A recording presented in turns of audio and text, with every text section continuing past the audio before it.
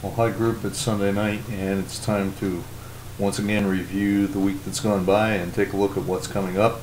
You get a different look tonight. Usually I'm sitting here looking like a post-university tennis coach, but tonight I'm in my main identity as a crazed Boston College alumnus, and that's where I went to school, that's where I played my college ball, and that's where my heart is a lot of the time.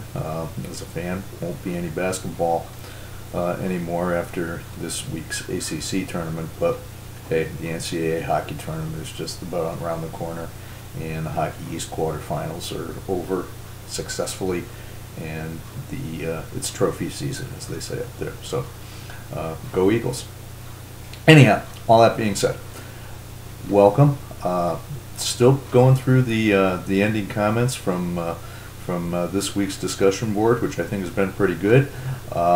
In fact, I'm very happy with it. You guys have, I guess, have done my job. I got you talking to each other, and really, I haven't had to jump in and say too much, if anything at all.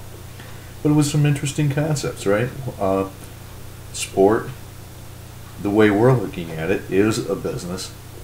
What should be the objectives? What should be the objectives of a team? Is it to make money? Is it to provide a service? Is it to provide entertainment? What businesses are they in? A lot of these came up from people, and I think I saw very, very interesting comments from everybody, and the level of understanding seems to be very good.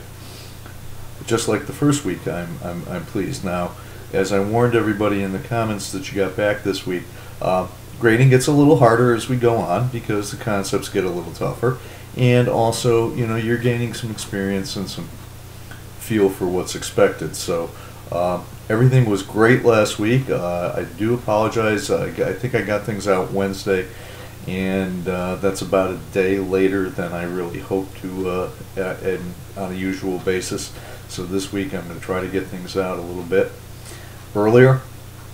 This week you'll notice things take a little bit of a different turn. Last week we were still looking at things almost purely from an economic basis, and if, by the way, all those economist toolkit and the mathematical side of economics, all that was there, seemed a little confusing. Don't worry about it. It was to ease you in, well, maybe not ease you, shock you in some cases, to the concepts we're going to be working with, but to get you used to, again, the fact that this is primarily a business operation. So that's what we wanted to do there. Don't really get too hung up if you started to get lost in some of the details of the charts, the graphs, the graphic analysis, and all that stuff. This week we're actually going to bring in a couple of different concepts. Some legal concepts when we start talking about antitrust. And if any of you have not had any experience with that, antitrust law is the law that regulates monopolies. You know, one of the more recent cases we saw was a few years ago, Microsoft was being sued by the government as acting as a monopoly. And what do monopolists do? Well, as the single seller, they tend to dominate their markets and to do whatever they want. Well, sport has been an area that's been a concern for many years. Professional baseball, Major League Baseball, still has what's called an antitrust exemption. They're exempt from the monopoly laws. They have their own set of rules, so to speak. And there have been a lot of things that have happened because of that. The NFL, well, when we saw in the lockout a year or two ago, last year, one of the things the Players Union wanted to do was decertify itself, and I have some material in the course this week. The decertification was all about being able to sue the league as a monopoly. So it's a very interesting concept. The gentleman from Penn State does a great job of explaining it, and the text is pretty clear on it too. I also introduced some new material this week, and I have a couple of articles in there for you. One is from ESPN, and it talks about, as you might expect coming from them, television. And television as being the prime source of revenue in most professional and major sports. Television, as we say, drives the bus. Where does the money come from? You know, and as my title said, ticket sales aren't everything, right? Well, that also applies to the second article, alternative revenue streams. And this comes from an article that appeared in the Hartford Courant newspaper and talked about what does the Big East tournament mean? What is it? Is it just putting bodies in seats? But what can that mean to an area, a community? And we're going to talk about that in more detail as the weeks come. Third article is just a little bit fun, and it talks about something that was, well, at least here in New England, it was controversial when the Patriots let Wes Welker get away to the Broncos last week.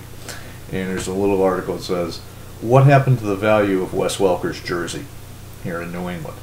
Take a look at it.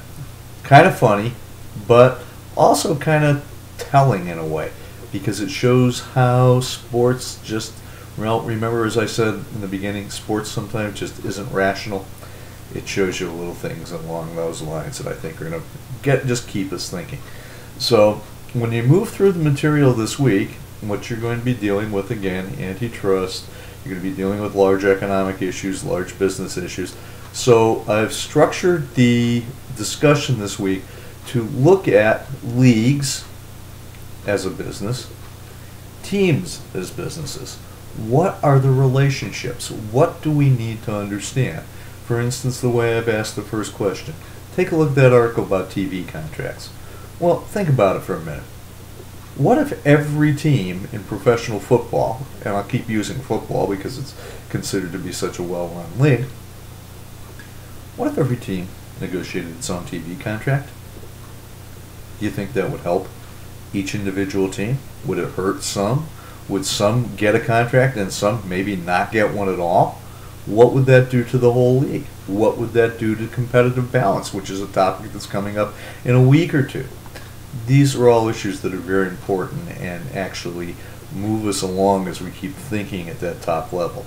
So I want to, again, congratulate everybody on the work that's been done so far. Really happy with it. I'm going to dive back into the week-ending posts. Some I know are still coming in tonight, and it's been good work so far. Looking ahead, that's where we're going. Let's look at some of those big issues.